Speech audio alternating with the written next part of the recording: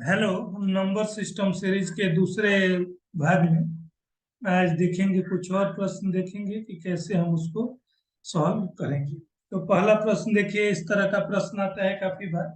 दो अंकों वाली संख्या के दोनों अंकों का योग 7 है।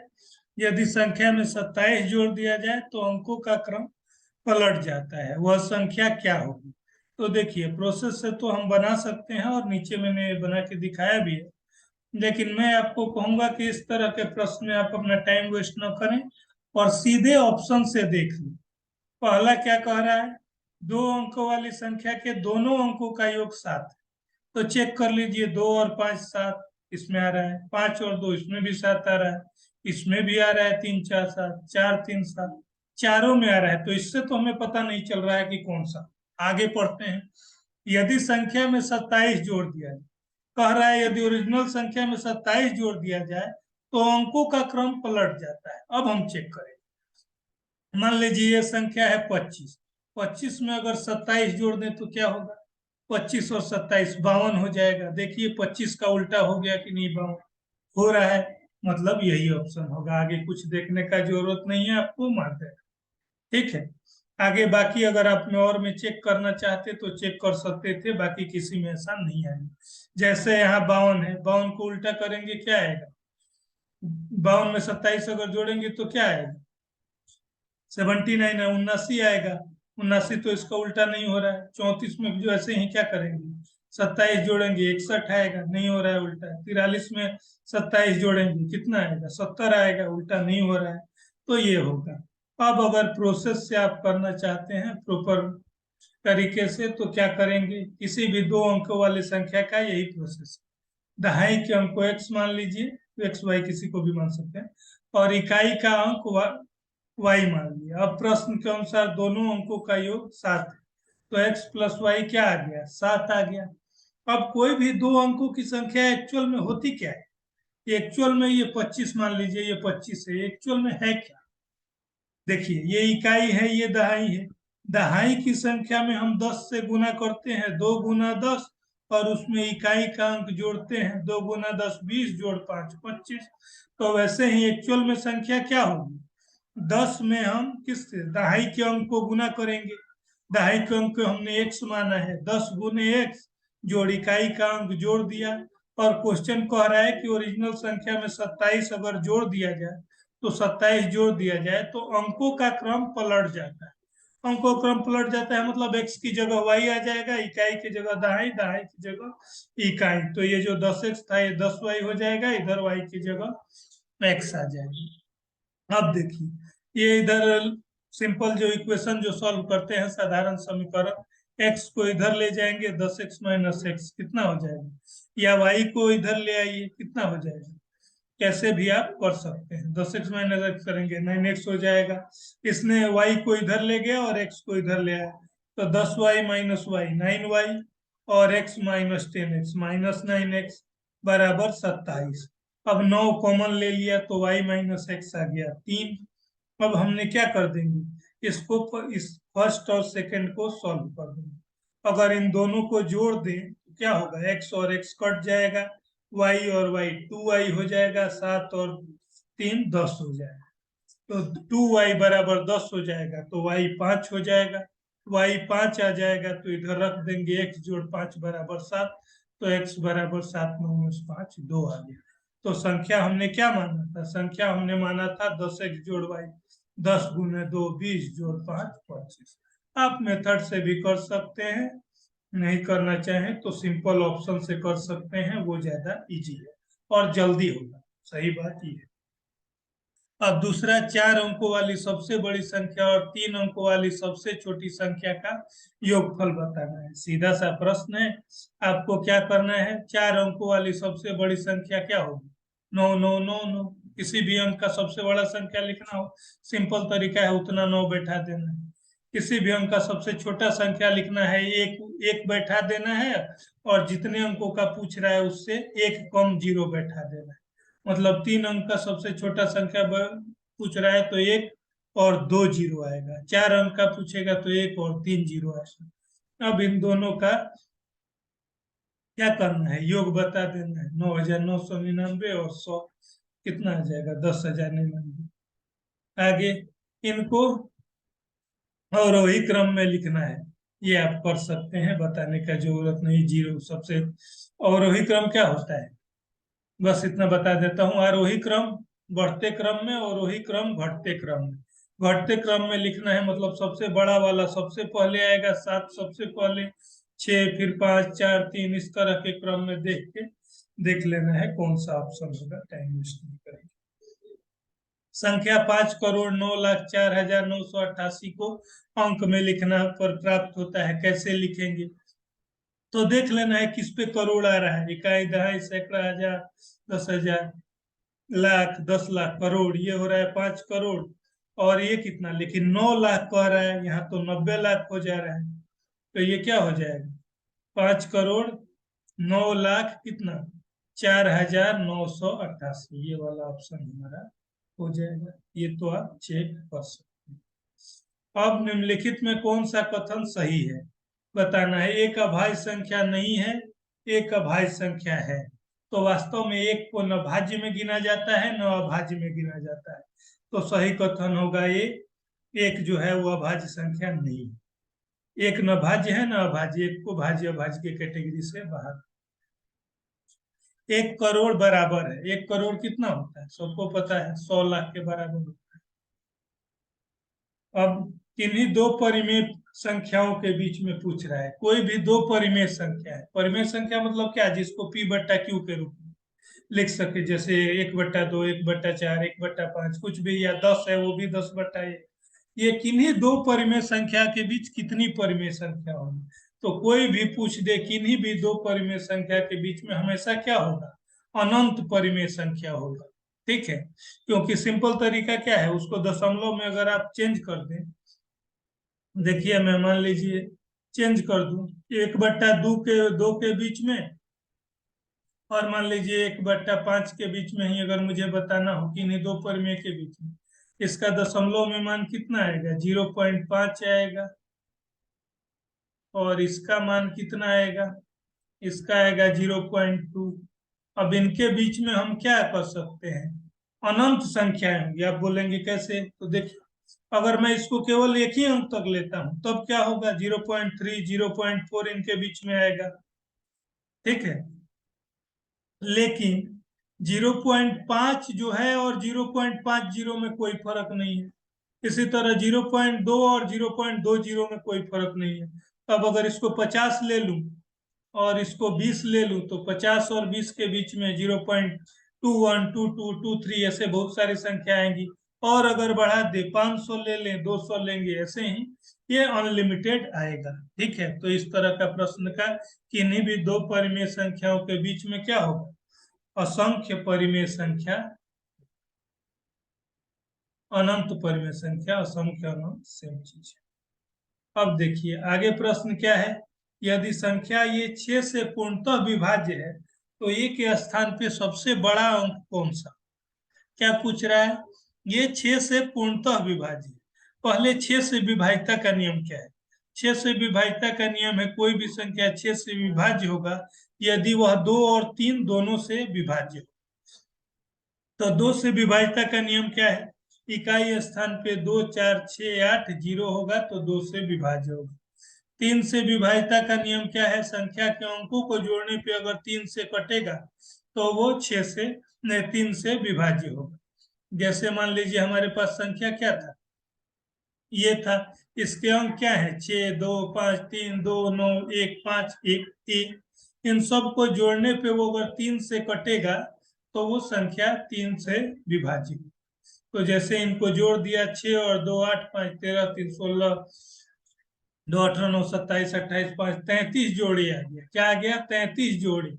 अब 33 में क्या जोड़ेंगे तो वो किससे, 3 से कट जाएगा, तो 33 में 0 जोड़ेंगे तब भी कट जाएगा, तो ये हमारा 0 भी हो सकता है। 3 जोड़ेंगे तो 36 होगा, वो भी 3 से कटेगा। लेकिन प्रश्न क्या कह रहा है, वो संख्या सबसे बड़ा संख्या कौन होगा जो जोड़ने पे कटेगा।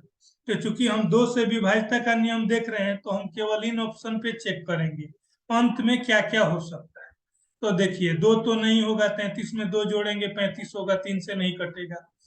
4 33 में 4 जोड़ने पे भी नहीं होगा, 33 में 6 जोड़ेंगे तो 39 आएगा, 3 से कट जाएगा।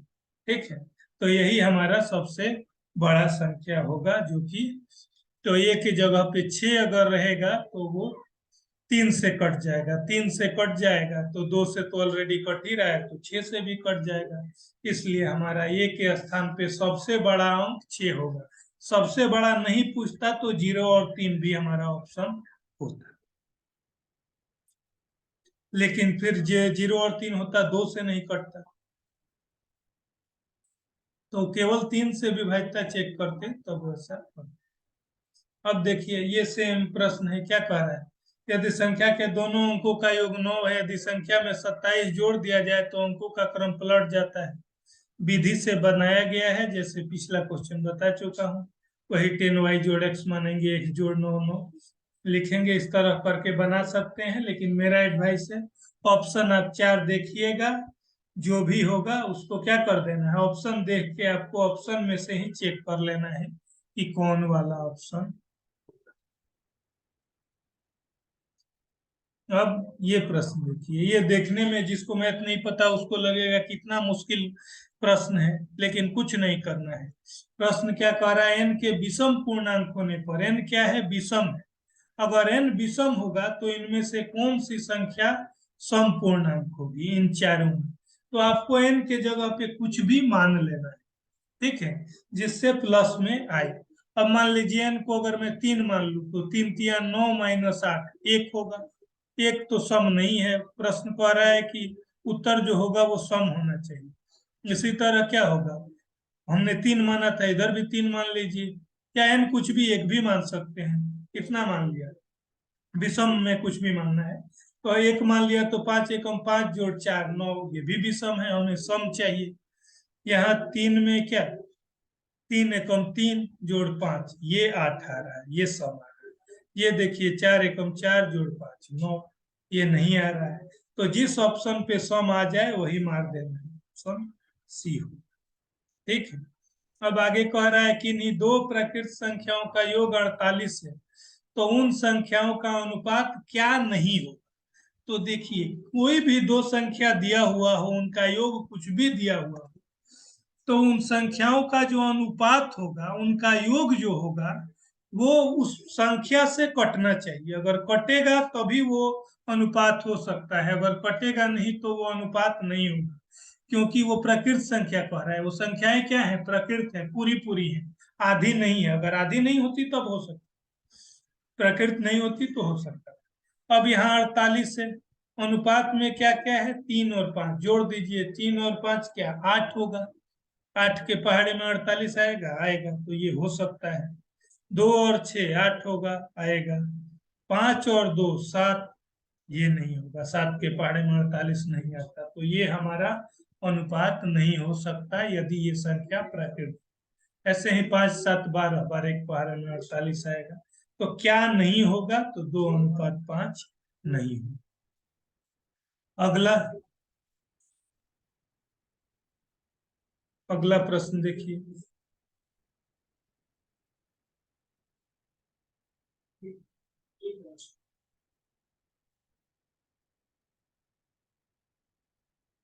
अगला प्रश्न क्या है, 48 3 और 5 के योग से भाज्य है 48, वो तो वही बता रहा है जो मैं, ये अनुपात वाले का ही उत्तर दिया हुआ है, जो मैं ऑलरेडी आपको बता चुका। आगे देखिए, इनमें कह रहा है कौन सा कथन सही है। देखिए सिंपल, आपको कुछ भी एग्जांपल लेके चेक कर लेना है, कुछ और करना नहीं।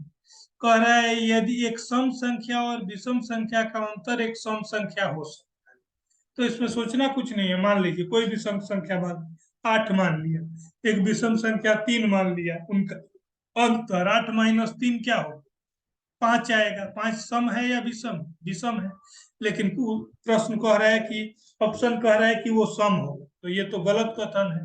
8 माइनस 3 तो 5 आ रहा है, वो विषम आ रहा है। अब दो विषम संख्याओं और एक सम संख्या का योगफल एक सम संख्या है।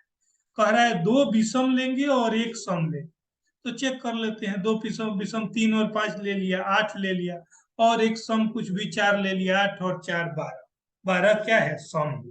ये तो कथन सही है, तो ऑप्शन तो हो जाएगा, लेकिन बाकी भी चेक कर लेते हैं आपके संतुष्टि के लिए। तीन विषम संख्याओं का योगफल एक सम। चेक कर लीजिए, तीन कुछ भी मान लीजिए, एक तीन पांच, तीन एक चार और पांच नौ, ये तो विषम है, सम नहीं है, तो ये गलत कथन है। तीन विषम का गुणनफल सम होगा, कोई भी एक तीन पांच ले लीजिए, तीन पचे 15, ये तो विषम आ रहा है, मतलब ये भी कथन गलत है। केवल कथन दो जो है वो सही।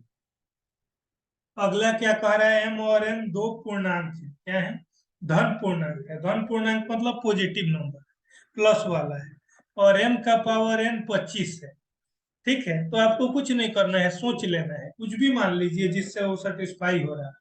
किसका स्क्वायर पर 5 का स्क्वायर 25 होता है, 5 का पावर 2 बराबर 25, मतलब एम की जगह 5 है और एन की जगह 2 है, तो हमें एन का पावर 5 बताना है। एम आया था 5 और एन आया था 2, यहाँ रख दीजिए। एन आया है 2 और एम आया है 5, 2 का पावर 5, 2 का पावर 5, 2 गुने 2 गुने 2 गुने 2, 5 बार 32। अगला, अगला ये 3 से विभाज्य है ये संख्या, तो ये के क्वेश्चन मार्क के स्थान पर सबसे बड़ा अंक क्या होगा। फिर वही पूछ रहा है सबसे बड़ा अंक। नॉर्मल पूछता तो एक से ज्यादा ऑप्शन हो सकते थे, उधर पहले चेक कर लेंगे। 3 से विभाज्यता अभी देख चुके हैं, क्या होता है, सीधे संख्या के अंकों को जोड़ देना है। 5 1 6 3 9 2 11 4 15 1 16 6 22 है। 22 में और क्या जोड़ने पे 3 से कटेगा, 2 जोड़ने से कटेगा। ठीक है, दो ऑप्शन में नहीं है, और वो सबसे बड़ा भी नहीं, और क्या जोड़ने से, 22 में 5 जोड़ने से कटेगा, 22 5 27। ठीक है, कट रहा है। और देख लेते हैं और क्या बड़ा होगा, 22 में क्या 8 जोड़ने से 30 होगा, 30 भी 3 से कटेगा। अब 8 से बड़ा तो नहीं होगा, 9 जोड़ने पर तो 31 हो जाएगा, तो सबसे बड़ा अंक 8 होगा। 22 में 8 जोड़ने पर वो 3 से कट जाएगा। वही ये 22 जोड़ एक्स बता रहा है, 22 में 8 जोड़ने पे 30 होगा। यहाँ आंसर हमारा 5 भी होगा, 2 भी होगा, लेकिन सबसे बड़ा संख्या पूछ रहा है, तो हमारा आंसर 8। अब इसमें एक का स्थानीय मान बता, सीधा सा हिसाब है, दशमलव वाले में इधर से गिन लेना है। दशमलव के बाद एक कितने वाले नंबर पे आ रहा है, एक और एक दो, तो एक के नीचे 2 जीरो लगा, इसका स्थानीय मान होगा 1/। अगर एक यहाँ पे रहता तो 1/1000, ऐसे ही हमें। संख्या 24 को रोमन प्रणाली में क्या लिखेंगे, 10 आपको पता है, ऐसे 10 लिखते हैं, 10 10 20, और 4 जो है ऐसे लिखते हैं 24। 49,532 का सन्निकट हजारवा मान पूछ रहा है, हजारवा मान पूछ रहा है। आप सीधे ध्यान रखिए, ये वैल्यू देखना है इधर लास्ट में। ये 500 से ऊपर अगर है तो अगला वाला, ये जो पहली संख्या है इसका अगला वाला नंबर लेना है, और 500 से कम है तो पिछला वाला लेना है, मतलब वही वाला लेना है। तो 49,000 कितना आ गया, 532 है, 500 से ज्यादा है, तो ये 49 के बाद क्या आता है 50, 50,000। सन्निकट हजारवा मान क्या होगा, 50,000। इसको क्या पढ़ा जाएगा ये बताने का मुझे नहीं लगता जरूरत है। इकाई दहाई सैकड़ा हजार 10,000 लाख, 4 लाख कितना, 7,928।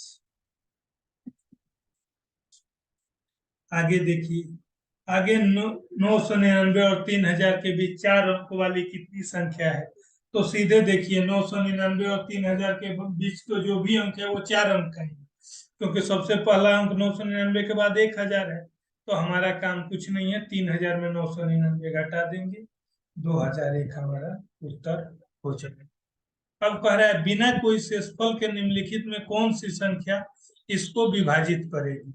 तो आपके पास दो तरीके हैं, या तो सीधे इनसे भाग दे के देख लीजिए किससे कट रहा है, नहीं तो आपको अगर डिविजिबिलिटी रूल मालूम है तो चेक करिए, मैं कहूंगा इतना पढ़िए ना, आप सीधे भाग करके चेक कर।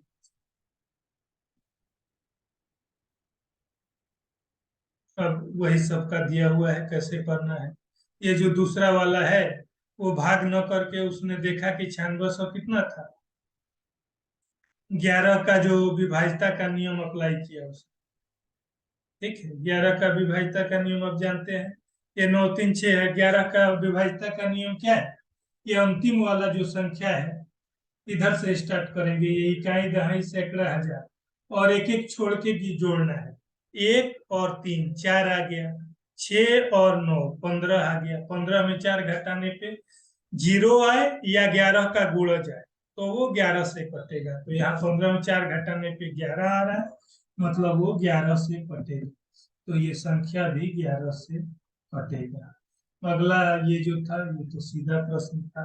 4 अंक वाली कितनी संख्याएं हैं हिंदुओं और भिन्न संख्यांकन पद्धति में? तो सिंपल वही तरीका है। 4 अंक की कुल संख्या निकालने के लिए क्या करेंगे? 4 अंक का सबसे बड़ी संख्या और 3 अंक के बड़ी सबसे छोटी संख्या को घटा दें। अब कह रहा है निम्नलिखित में कौन सा सही है? ठीक है, इसमें कुछ सिंपल है। पूर्ववर्ती और परवर्ती दो टर्म है। पूर्ववर्ती मतलब पहले वाला, परवर्ती मतलब बाद में। अब कह रहा है 1000 के पूर्ववर्ती का परवर्ती 999। तो 1000 का पूर्ववर्ती क्या हो? एक पहले, पूर्ववर्ती मतलब पहले 999, उसके बाद वाला 999 के बाद क्या होगा? 1000 होगा। यहाँ तो 999 कह रहा है, ये नहीं होगा। 1000 के पूर्ववर्ती, 1000 का पूर्ववर्ती क्या होगा? 999। उसका परवर्ती बाद का क्या होगा? 1000, ये भी नहीं होगा। 1000 का पूर्ववर्ती 999, उसका बाद का 1000, ये भी नहीं होगा। 1000 का परवर्ती, परवर्ती मतलब बाद वाला 1001, उसका पूर्ववर्ती उसके पहले वाला 1000, ये सही, ये ऑप्शन सही होगा। अब 7 और 13 के बीच कितना परिमेय संख्या है ये देखिए। ये क्वेश्चन में अगर आप ध्यान नहीं देंगे गलती कर।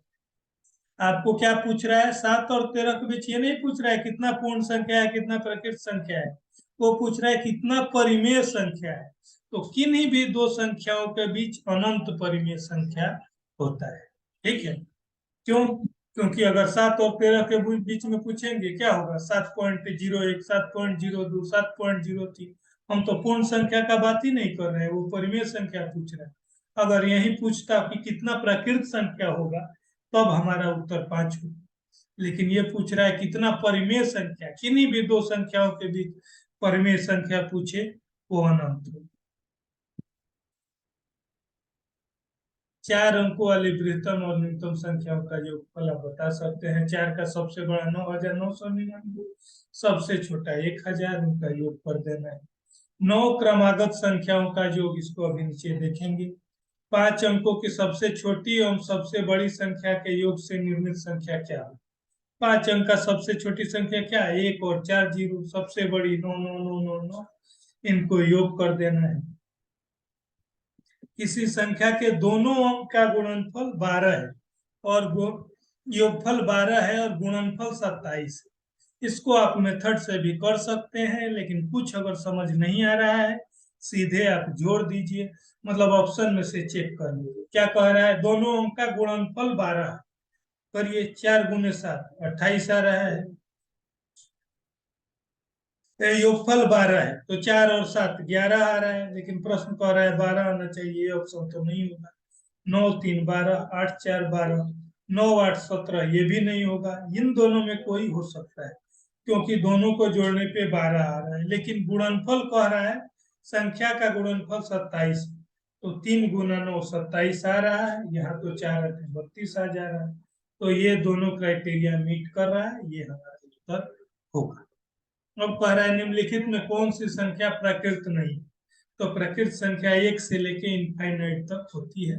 0 जो है वो प्राकृत में काउंट नहीं होता है, वो पूर्ण संख्या में गिना जाता है। तो वही 0 हमारा उत्तर होगा। अब जो एक लगा वो प्रश्न पूछा था कि 9 क्रमागत संख्याओं का योग दिया हुआ था, तो हमें संख्या बताना था बीच की संख्या। तो हम सीधे क्या कर लेंगे, बीच की संख्या को x मान लेंगे। x से पहले की संख्या x minus 1, x minus 2, x minus 3, x minus 4 होगा। 9 संख्या है कुल, और x के बाद का संख्या क्या होगा? x plus 1, x plus 2, x plus 3, x plus 4, ये हो गए 4, और एक बीच वाले को x माना ही है, और ये 4 4 4 8 और 1 9, कुल हमने संख्या को 9 मान लिया और इनका योग दिया हुआ है 1683। सिंपल इक्वेशन है, x 9 बार जुड़ेगा 9x हो जाएगा, वो घटा घटा के डिवाइड करके आपका आंसर आ जाएगा। अगर आपको कंफ्यूजन हो रहा है x-1 2 क्यों माना है, तो आप अपने तरीके से मानिए। पहली संख्या x मानिए, दूसरे x+1 मानिए, x+2, ऐसे x+8 तक मान दीजिए, जोड़ के निकाल दीजिए। उस हिसाब से आपका जो बीच वाला संख्या बनेगा वो आपका उत्तर होगा x+4 वाला। ठीक है, तो उसमें प्रॉब्लम नहीं है, आप कैसे भी कर सकते हैं। तो थैंक यू।